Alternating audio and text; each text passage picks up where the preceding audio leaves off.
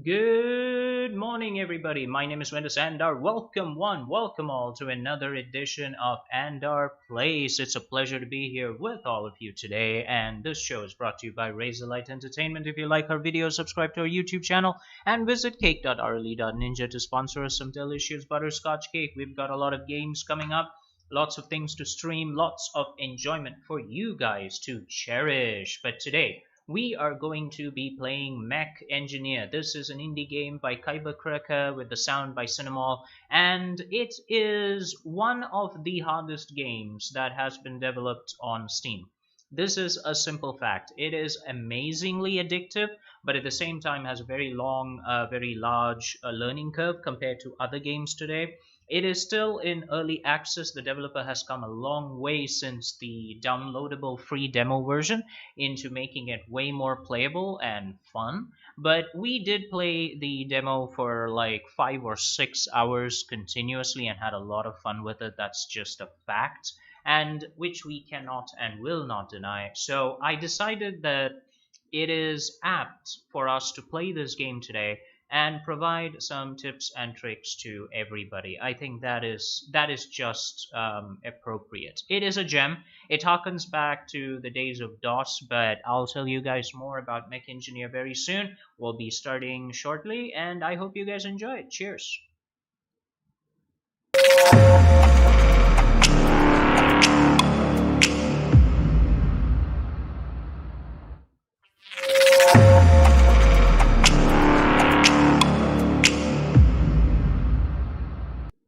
Hey everybody, welcome to Mech Engineer. I hope you guys will have a lot of fun today with this video. We're going to explain the game quite a bit for everyone because I found this game first on Splattercat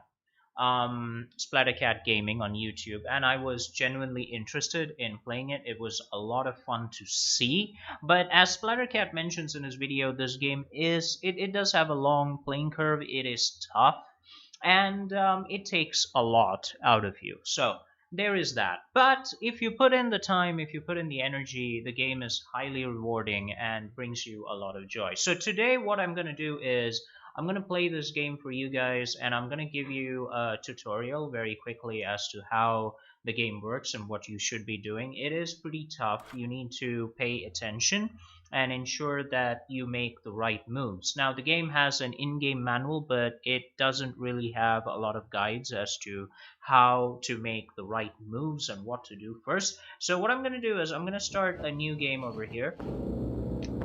The story is simply that we, humanity, once again screwed up, brought in a lot of bugs who then invaded us and essentially colonized Earth.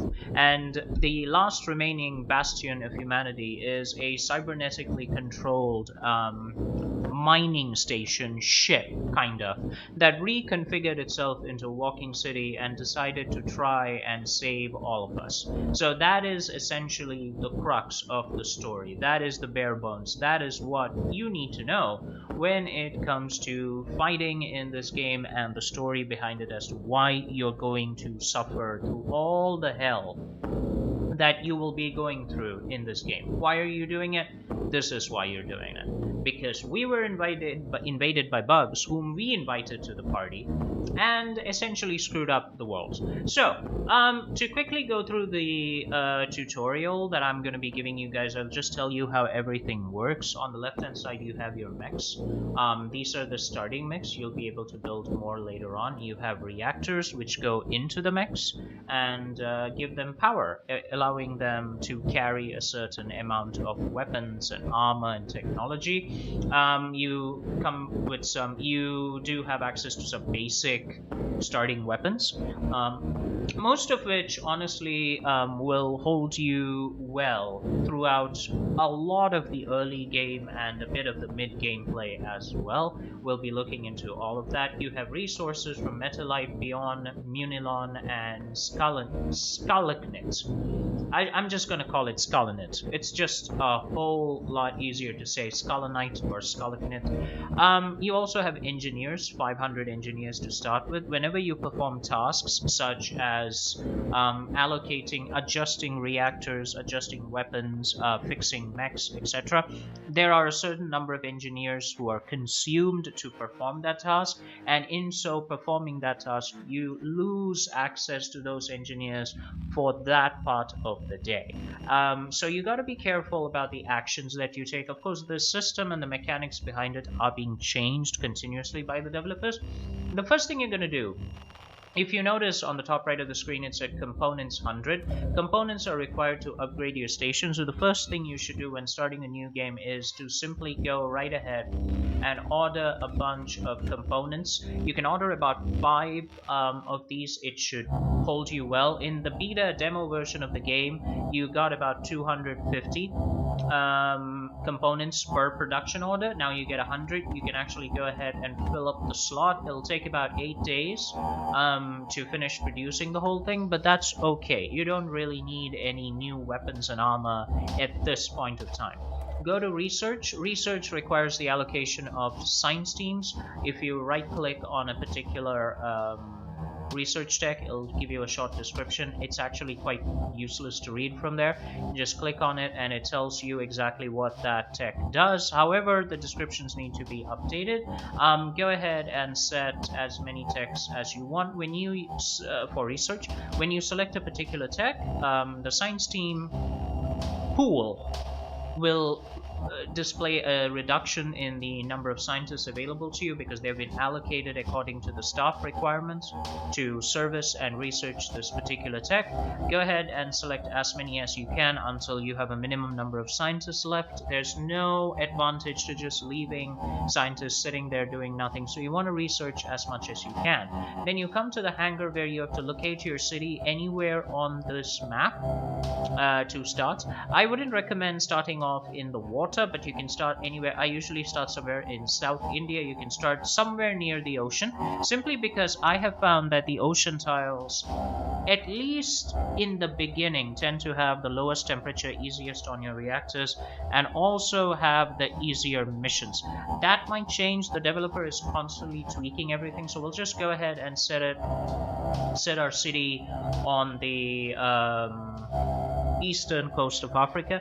Now, the cybernetic intelligence running our base originally camped under the ocean in order to escape the bugs who were invading us. So this actually makes sense that we came up from under the ocean and, we ascended, so to speak. We rose above the waters and came on to the coastal area of a nearby continent. In this case, it is South America. Did I say Africa? I think I said Africa. My bad. Geography is not my strong suit.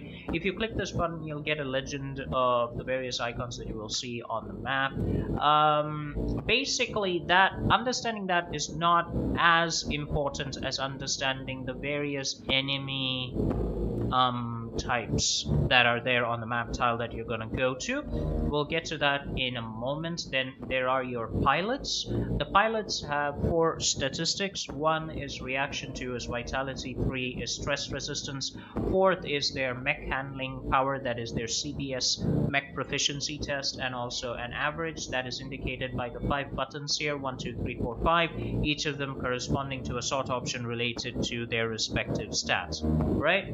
So what do you want to do is you want to quickly sort them out according to their stress resistance, because when the stress resistance is high, your mech pilots are not going to go crazy. If it is low, then they will go insane and eventually just get destroyed. So you want to basically take a look at which pilots you have with high stress resistance and also good reaction skills in the beginning. Those will be your starting pilots. For us, that'll be Bob, Barbara, and if you have somebody with good stress resistance but low reaction, take them and put them into training and just leave them there, forget that they exist for now. Low vitality is not as much of a problem. In the beginning, I'll show you why. You just have to configure your mechs in a certain way to ensure that you take the most advantage of that. If somebody has low resistance, I'll show you what to do in a moment. Okay, this guy has 47 resistance. You can throw him in the hospital.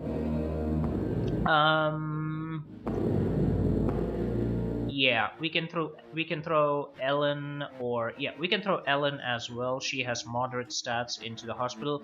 Don't waste time initially prepping pilots with very low reaction times. They're not going to be useful. You have 1, 2, 3, 4 good pilots. Depending on the engineering team that you have access to, you may not have the chance to deploy all 4 mechs at once, but that's okay. Don't worry about it.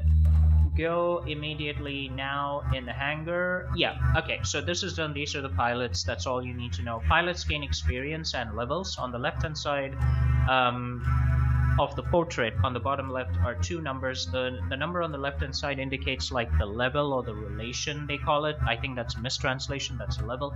And the number on the right hand side of that indicates their experience. When it reaches 100 or 99 plus 1, the level is incremented. You don't have to worry about any of that right now. Go to calendar. This is where you progress the day. If you click next day here, the day will go forward. These are the statistics of the AI station that you are currently inhabiting.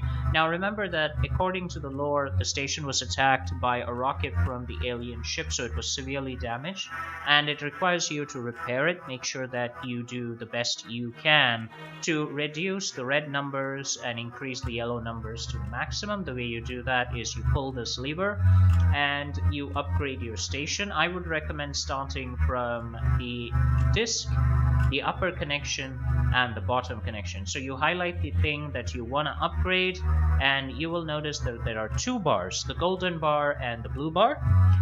The golden bar is the current upgrade level of the system that you've selected, and the blue bar is the upgrade level of the dependent, or the upgrade level of the master system on which the current system is dependent. So if this blue bar is not greater than the yellow bar, you will not be able to upgrade the current system. Right now we have equal bars here, so trace the blue line going down to this system here.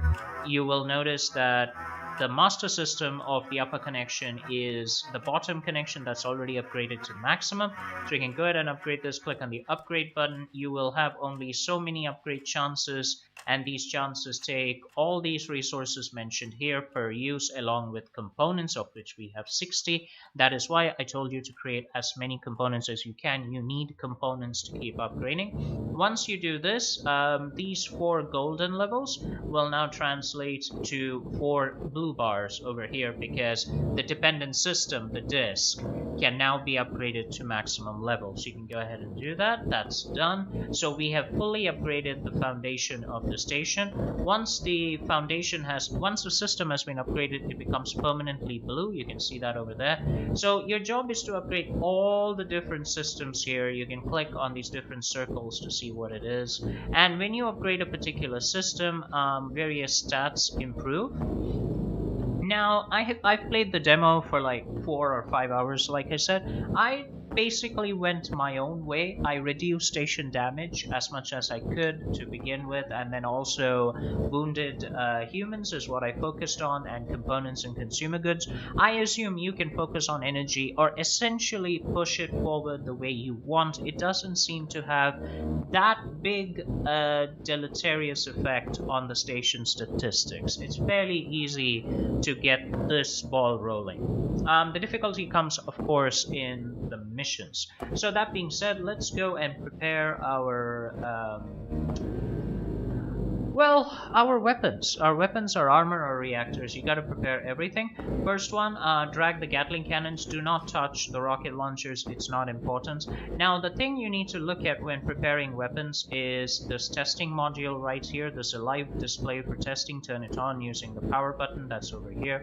You have 3 settings. One is a moving target, another is a stationary target, and the third is a set of 3 targets, one behind the other, for ammo penetration. So set it to a moving target. You can adjust the distance of the slider to measure whether a gun is long range, medium range, or whatever its special characteristics. So we're gonna test this 20mm rapid firing 6-barrel Gatler.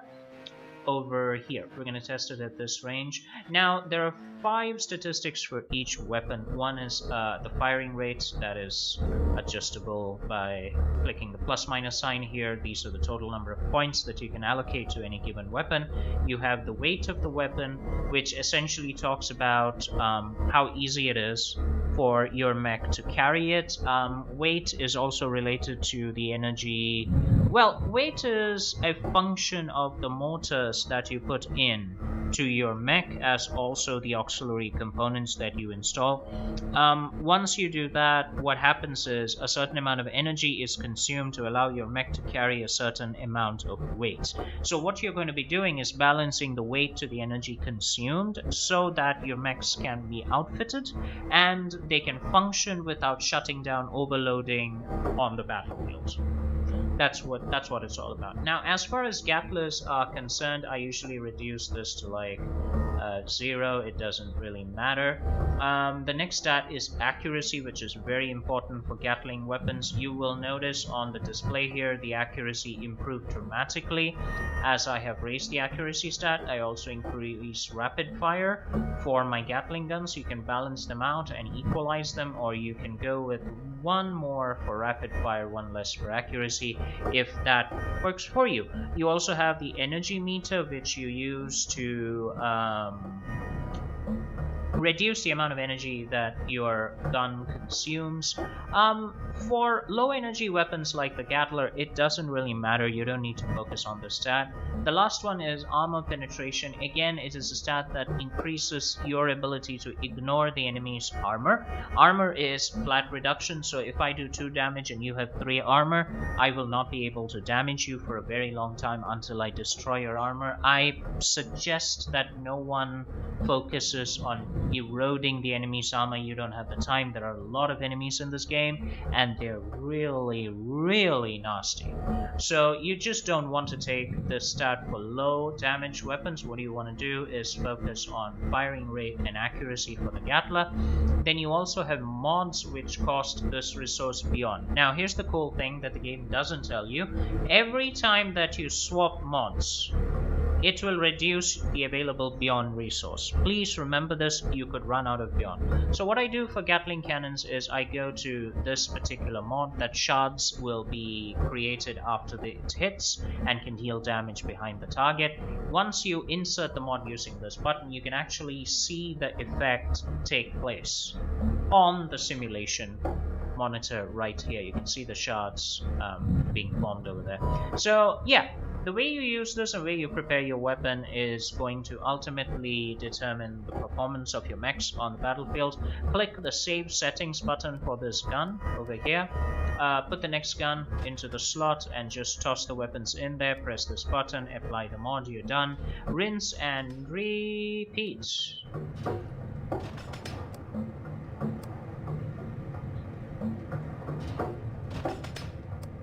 Making use of this saves you a lot of time and energy, otherwise you'll be busy fiddling with mods and their functions a bit too much, in my opinion. It will get boring and overwhelming. You need to use as many shortcuts as possible.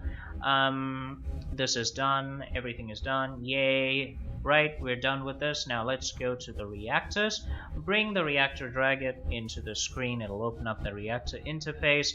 Put in some basic pressure valves and also the injector. Just put that in over there. Go ahead and put in the auxiliary components. You need, let's see. Yeah, you need to use the pressure creators. Now, here's the cool thing. Originally, these components, this component over here created pressure in the demo, but the devs have changed it. The reactor already has a high enough output. You have to put in cooling, external as well as internal cooling. Why does this matter? Because there are 2 kinds of temperatures in this game at work. It considers the internal temperature produced by the reactor inside your mech, the tolerance of your pilots to that temperature, and also the external temperature of the theater in which you're operating at that particular moment. So you want as much cooling as you can get.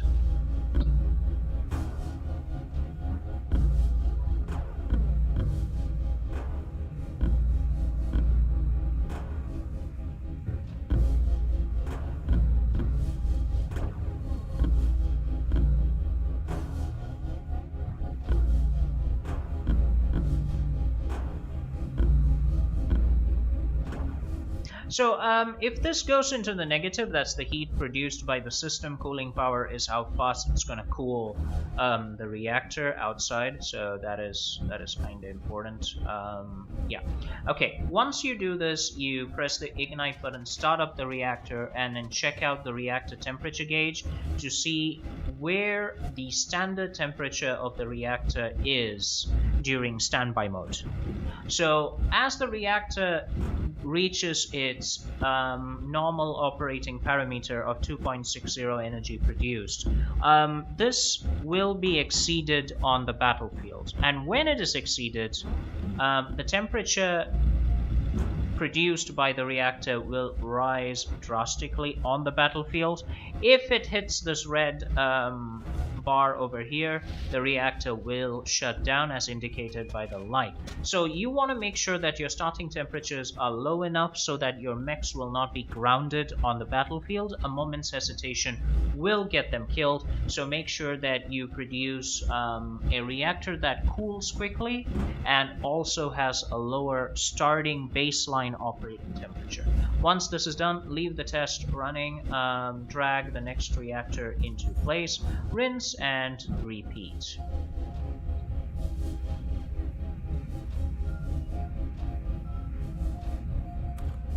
In the beginning, you can follow one set. You don't even need to run the test, you can just go dump it over here. Once you have dumped it on into the left hand side dock, you can see the output, the cooling, the max temperature, the weight, etc, etc. Do the same for all of the reactors that are available. Then go to the mech, drag the mech that you want, click on the name of the mech in order to rename it. I usually name my mechs Alpha, Beta, Charlie, Delta, Gamma, like that. Slot in the weapons that you want. Do not take the rockets, the Gatlas are enough for low-end missions. Click on this option over here to open up the defenses. Go ahead and toggle the energy shield, toggle the melee bayonet or blade that the mech will be using. Go ahead and set your passive armor to 6, active armor to 3. Passive armor takes up a lot of weight. I think it's like 3 weight per tick, in some cases 6. Oh, so it's 6 weight per tick, right. Well, it kind of increases as time goes on. Do not use the self-destruct mechanism, it's not really necessary. The mechs are not captured by the enemy, I don't really see any point in it. And if you do lose a mech by accident, you can just close the game and immediately load the previous save.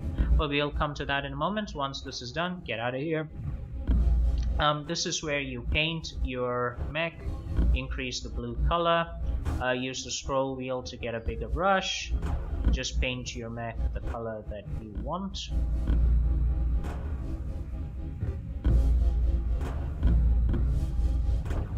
Turn on the symmetry option by doing this. And you can paint the entire mech any color that you want. Once that is done, you can play with the option a little bit more. Paint them different colors.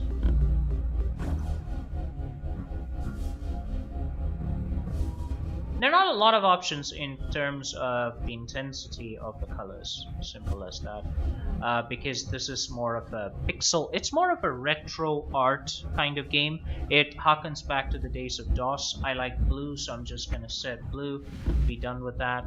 Now go ahead and slot your reactor, which will then begin the initial preparatory stages of the mech. You will notice a certain amount of energy has been allocated according to the output of the reactor. We have passive armor, speed, hit points, max outside temperature. Allocate a cockpit into the appropriate cabin, that's where your crew will be sitting. Allocate your motors, which is what gives your mech its ability to drag weight around and also function as a mech.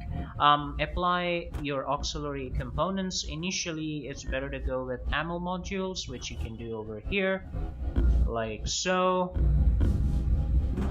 and also give yourself 50% evasion, which you can do like this. You end up with 194 weight, energy 30 by 53. You're good to go. So this is your mech ready and willing to fight. Once you're done, remember to check the number of engineers required to deploy it. That is shown by this meter here. You need 56 engineers. Click on the send button and it will be sent to the hangar. In the hangar, you can see your mech over here, deployed alpha with this lovely blue color that's hard on the eyes.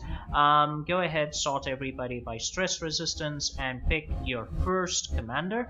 I would recommend the guy with the greatest amount of greatest reaction stat be the commander of the squad. The game doesn't really tell you that there is a squad commander function or any such thing. It's just that the first mech is usually, we consider the first mech to be squadron commanders, right? So you can allocate, just click and drag the pilot of your choice. You can drag anybody you want.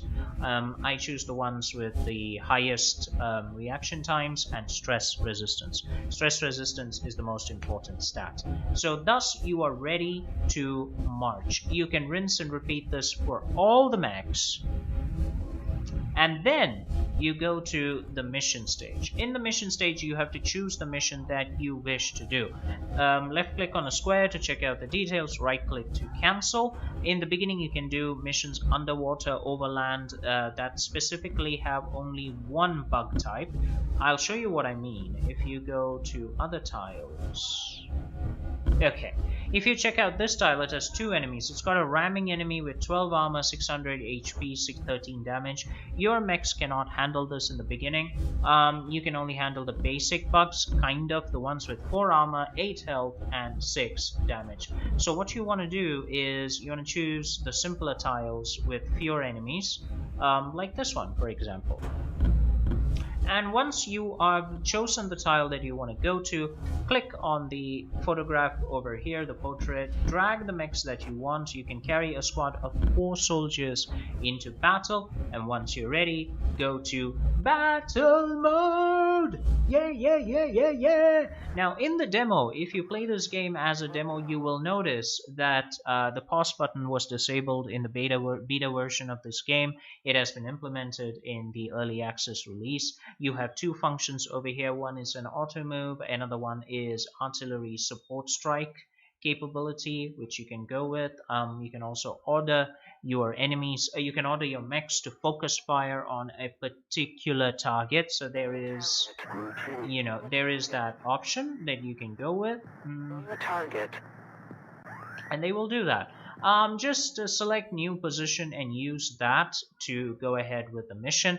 Now, having only 1 mech also means you will die pretty quickly. You want a full complement of 4 mechs. On the left hand side, you can see how the reactor is performing, the ammunition consumption, the fuel consumption, the energy consumption. All of those stats are right here. You can see his sanity, his EKG meter, basically showing you how stable he is. There's the oxygen meter, and also the pilot's expressions, facial expressions, are recorded over here.